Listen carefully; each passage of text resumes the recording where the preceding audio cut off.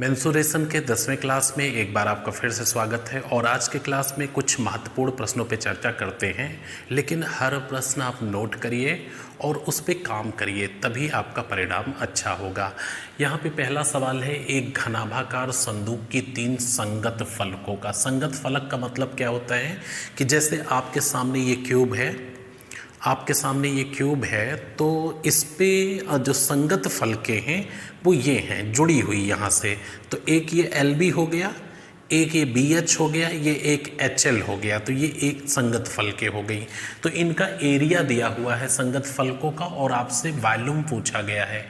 एक घनाभाकार संदूक की 3 संगत फलकों का क्षेत्रफल क्रमशः 120 वर्ग सेंटीमीटर, 60 वर्ग सेंटीमीटर और 72 वर्ग सेंटीमीटर है। संदूक का आयतन ज्ञात करिए। तो आप यहाँ पे देखेंगे संगत फलके किस तरह से हो जाएंगे, आपको घनाभ बना करके दिखा देते हैं। घन हो या घनाभ कहीं भी रखा हो, इसकी जो फलके आपको यानी पृष्ठ दिखेंगे वो 3 होंगी। तो देखो, एक पृष्ठ तो आपका ये हो गया, LB हो गया, एक ये BH हो गया और एक ये नीचे का आपका हो गया, है ना। एक तो ये साइड वाला हो गया, ये ऊपर वाला, सॉरी एक बैक का, ये आगे वाला ले लो, ये वाला, ठीक है, ये हो गया। देखिए, अगर ये आप समझ पा रहे हैं तो एक तो ये ऊपर का हो गया, एक ये साइड का, एक ये हो गया। तो ये LB, BH और HL हो गया, है ना। तो LB दिया है 120 वर्ग सेंटीमीटर, BH दिया है 60 वर्ग सेंटीमीटर और HL दिया है 72 वर्ग सेंटीमीटर। तो कहा गया है 3 संगत फलकों का क्षेत्रफल क्रमशः ये है, तो बताइए आयतन क्या होगा। घनाभ का आयतन होता क्या है? घनाभ का आयतन होता है L into B into H। तो देखिए, अगर हम इन सब को गुणा आपस में कर दें, LB, BH, HL गुणा कर दें, तो इसका स्क्वायर नहीं हो गया। देखिए, यहाँ पे L है, यहाँ पे L स्क्वायर हो गया, यहाँ B है, यहाँ पे B स्क्वायर हो गया, यहाँ H है, यहाँ पे H स्क्वायर। तो इनका सबका गुणा आपस में कर दो और जो आए उसका वर्गमूल ले लो। लेकिन सबसे बड़ी बात ये है कि अगर हम 120 गुणे 60 गुणे 72, पहले तो इसको गुणा करें और इसका फिर वर्गमूल लें, तब आयतन निकलेगा। चूँकि LBH निकालना है और 2LB, 2BH और 2HL दिया हुआ है। सबसे बेस्ट तरीका आपको बताते हैं, आपको ना गुणा करना पड़ेगा ना कुछ नहीं, और वर्गमूल डायरेक्ट निकल आएगा। ये बताओ, 120 को क्या हम 60 गुणे 2 लिख सकते हैं या नहीं?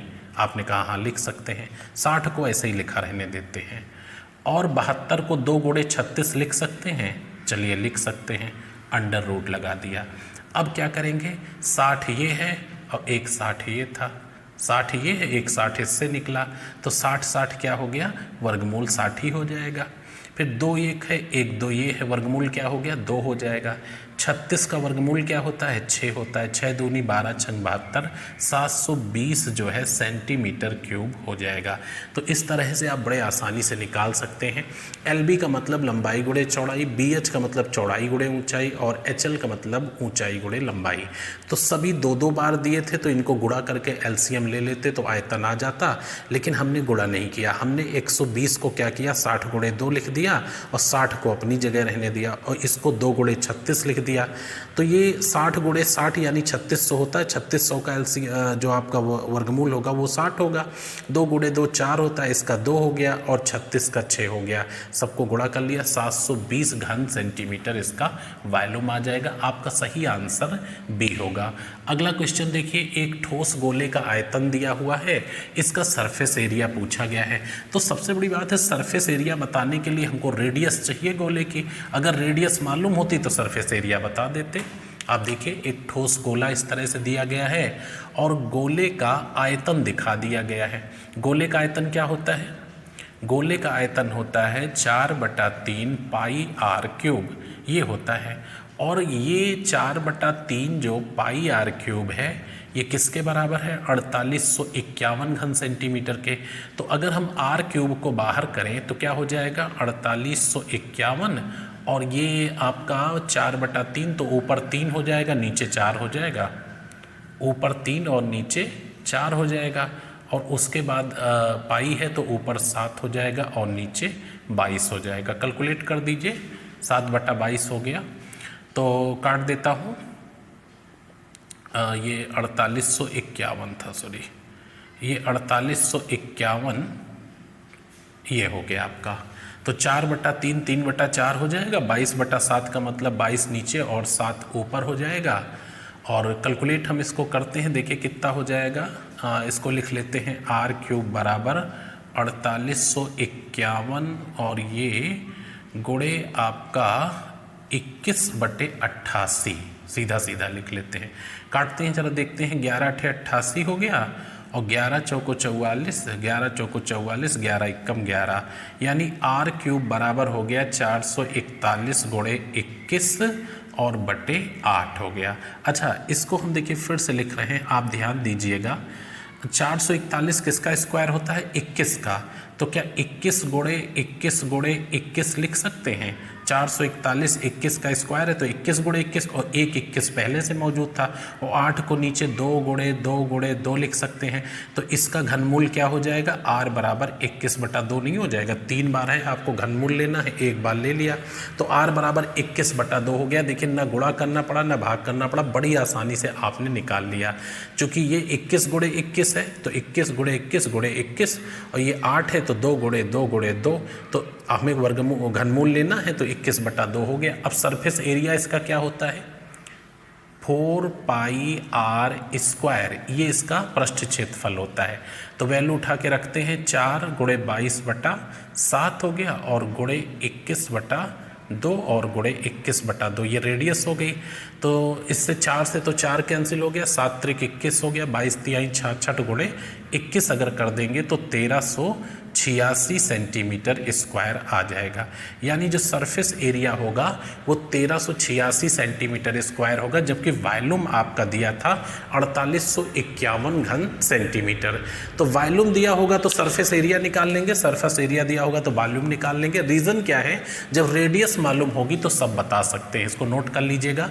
अगला सवाल बड़ा इंटरेस्टिंग लिखा हुआ है, उसके ऑप्शन हमने नहीं लिखे हैं, आप देख करके आंसर टिक कर सकते हैं। एक गोले की रेडियस को दुगना कर दिया गया है, आयतन और पृष्ठ क्षेत्रफल पर क्या प्रभाव पड़ेगा? या एक घन की विमा को दुगना कर दिया गया है, इसके आयतन और पृष्ठ क्षेत्रफल पे क्या प्रभाव? ये बिल्कुल एक जैसे सवाल होते हैं, इनमें कोई भी अंतर नहीं है। देखिए, चाहे आपका गोला हो और चाहे आपका घन हो, इनके फंक्शन बिल्कुल एक जैसे होते हैं। यहाँ पे होती है विमा, यहाँ पे विमा होती है और यहाँ पे होती है त्रिज्या, ठीक है? त्रिज्या और यहाँ पे विमा होती, तो दोनों के फंक्शन एक जैसे होते हैं। ध्यान से देखिएगा, अगर इसकी रेडियस में मान लीजिए 2 हैं गोले, बढ़ाने के बाद mn का रिलेशन है, तो इनकी जो सरफेस एरिया होगी m² n² का, और जो आयतन होगा वो m³ और n³ का रिलेशन हो जाएगा। यहाँ पे विमा में अगर ये बढ़ाने के पहले और बढ़ाने के बाद mn का रिलेशन है, तो एरिया में सरफेस एरिया में m² n² का और वॉल्यूम में m³ और n³ का रिलेशन हो जाएगा। तो अब इस सवाल को, पहले वाले को 3 नंबर को करते हैं। एक गोले की त्रिज्या को दुगना कर दिया, नो प्रॉब्लम। पहले 1 थी, फिर आपने 2 कर दिया, हो गया दुगना। गोले की त्रिज्या को दुगना कर दिया। अच्छा, आप पूछ रहे हो कि सरफेस एरिया, तो सरफेस एरिया 1 4 हो जाएगा, स्क्वायर कर दिया, और आयतन क्या हो जाएगा? 1 8 हो जाएगा।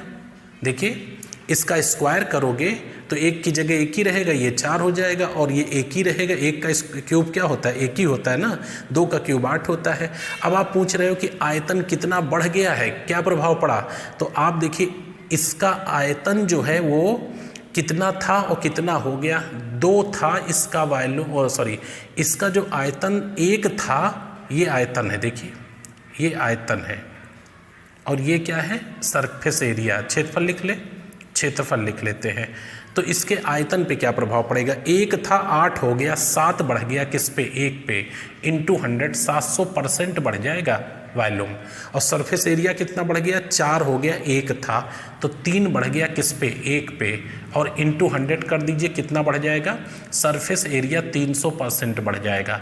तो इस तरह से आंसर दे सकते हैं। अगर इसकी रेडियस को दुगना करेंगे तो सरफेस एरिया 4 गुना और आयतन 8 गुना हो जाएगा, इसको ध्यान रखेंगे। यहाँ पे भी सेम हो जाएगा, एक घन की विमा को दुगना कर दिया गया है। पहले विमा 1 थी, अभी विमा 2 हो गई है, तो ये तो इसके विमा पे प्रभाव पड़ा, दुगना हो गई है। इसके जो पृष्ठ क्षेत्रफल पे प्रभाव पड़ेगा वो क्या पड़ेगा, वो 1/4 का संबंध हो जाएगा। और आयतन पे क्या प्रभाव पड़ेगा, तो आयतन में 1/8 का संबंध हो जाएगा। कितना आयतन बढ़ गया, 7 बढ़ गया, किस पे, 1 पे, और इंटू 100 700% इसका वॉल्यूम बढ़ गया। और सरफेस एरिया कितना बढ़ गया, 3, 1 पे इंटू 100 300% सरफेस एरिया बढ़ गया। तो कभी भी कोई सवाल यहाँ से आए बहुत ही आसानी से बता सकते हैं। एक छोटा सा उदाहरण इसी में हम और आपको दिखाते हैं, इन्हें हटा देते हैं और उसके बाद आप देखिए कितने आसानी से, कितनी तेजी से आप बता सकते हैं। अगर आपके सामने क्वेश्चन आ गया कि एक गोले की त्रिज्या को 50% बढ़ा दिया गया है, उसका आयतन कितना बढ़ जाएगा।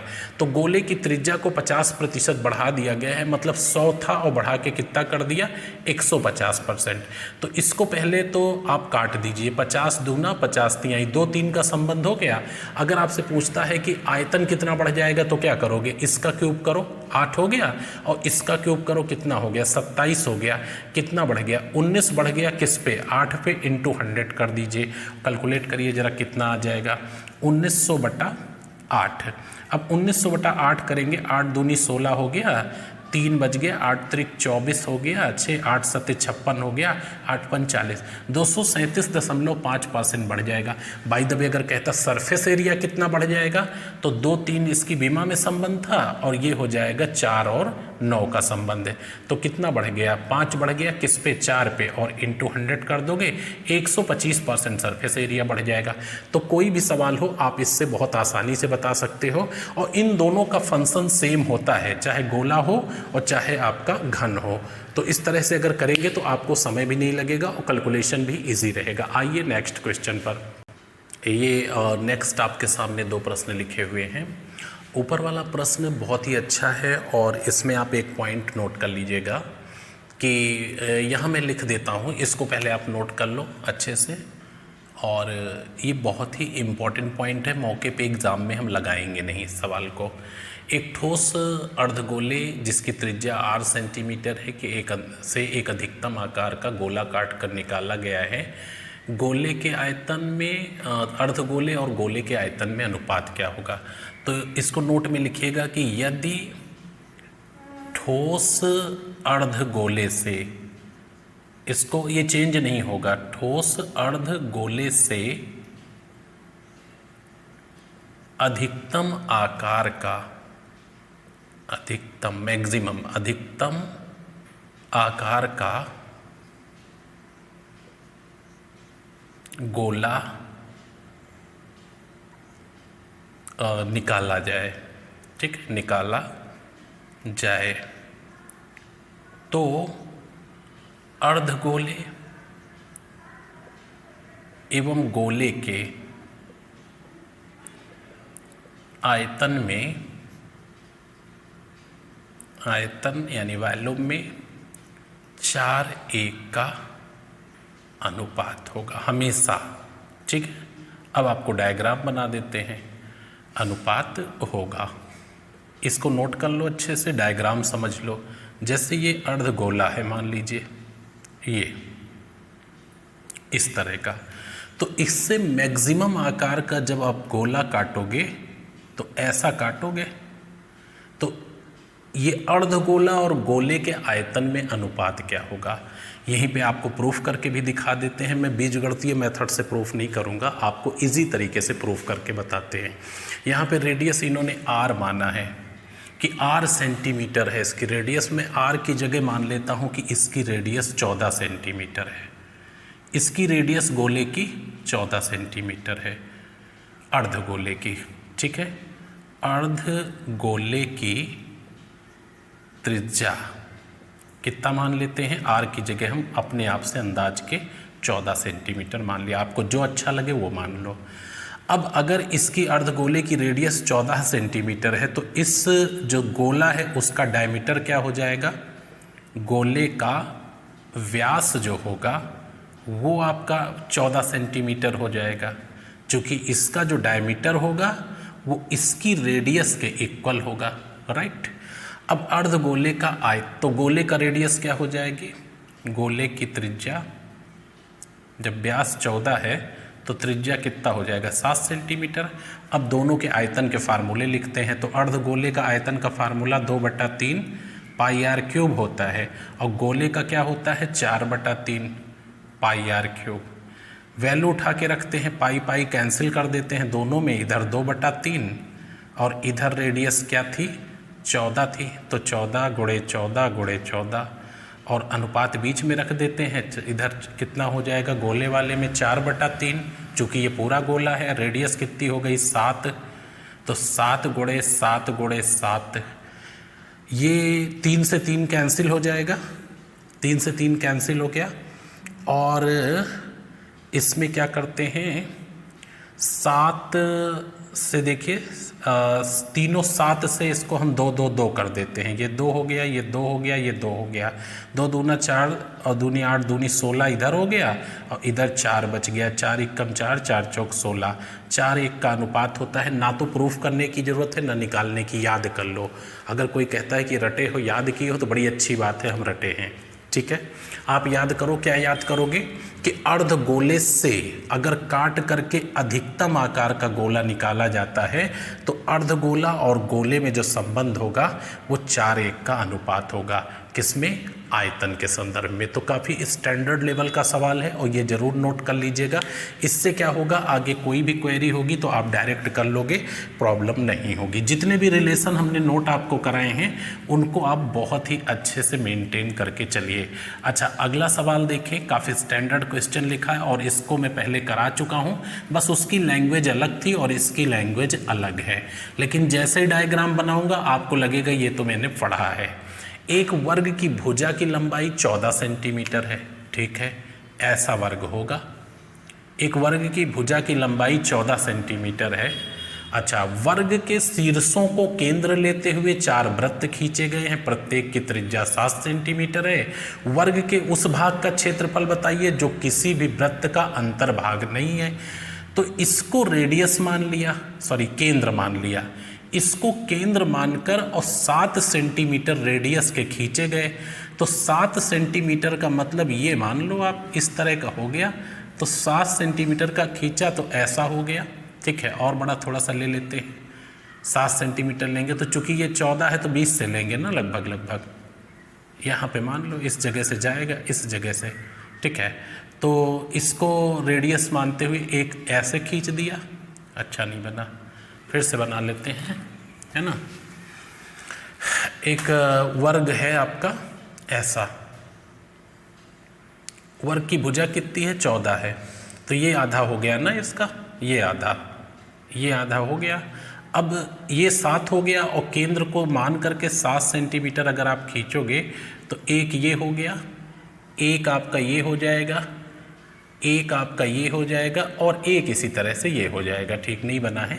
तो इस एरिया का आपसे क्षेत्रफल पूछ रहा है, कह रहा है कि जो है वर्ग के उस भाग का क्षेत्रफल बताइए जो किसी भी वृत्त का अंतर्भाग नहीं है। तो आप देखिए ये 1/4 1/4 1/4 1/4 एक सर्कल कंप्लीट हो गया कि नहीं, और ये वर्ग का क्षेत्रफल से सर्कल का क्षेत्रफल घटाना है, तो वर्ग की विमा 14 है, एरिया क्या हो गया 14 का स्क्वायर 196 हो गया। अब सर्कल की रेडियस 7 है तो सर्कल का एरिया 22/7 आर स्क्वायर होता है, गुणे 7 गुणे 7, 7 7 कट गया, कितना आ गया 154 आ गया। 154 इससे घटा दोगे 42 वर्ग सेंटीमीटर आपका आंसर हो गया। अब पीछे बैक में लौट के जाइए, एक सवाल हमने कराया था कि 4 वृत्ताकार प्लेटें हैं समान रेडियस को, उनको इस प्रकार से सजाया गया है कि प्रत्येक 2 को टच करे, तो उनके द्वारा घिरे हुए भाग का क्षेत्रफल बताइए। तो हमने कहा था कुछ नहीं करना है, जो भी रेडियस दी हो उसको 6/7 आर स्क्वायर कर देना, जो भी रेडियस दी हो 6/7 आर स्क्वायर कर देना। आप देखिए 6/7 अपनी जगह है, आर स्क्वायर की जगह 7 कट गया, 6 7 42 सेंटीमीटर स्क्वायर, ये आंसर आ जाएगा। तो ये लिखने की लैंग्वेज अलग थी, बाकी सेम सवाल था। अगर बैक में आपने पढ़ा होगा तो तुरंत आप 6/7 आर स्क्वायर, ये हमने आपको फार्मूला बताया था, उससे कर सकते थे, ये सब करने की ज़रूरत नहीं पड़ेगी। आइए नेक्स्ट पे, और ये नेक्स्ट और इस वीडियो लेक्चर के लास्ट प्रश्न है, 7वां और 8वां, और काफ़ी अच्छे हैं। ये क्षेत्रफल से संबंधित प्रश्न है। एक कमरे की लंबाई 18 फीट है और चौड़ाई 14 फीट है। इसका मतलब कमरा आपका कैसा हो गया, आयताकार। एक कमरे की लंबाई 18 फीट, चौड़ाई 14 फीट है। यदि लंबाई को 2 फीट घटा दे, मतलब कम कर दे, और चौड़ाई को 1 फीट बढ़ा दे, तो कमरे में कालीन बिछाने का जो खर्च है वो 720 रुपये कम आता है।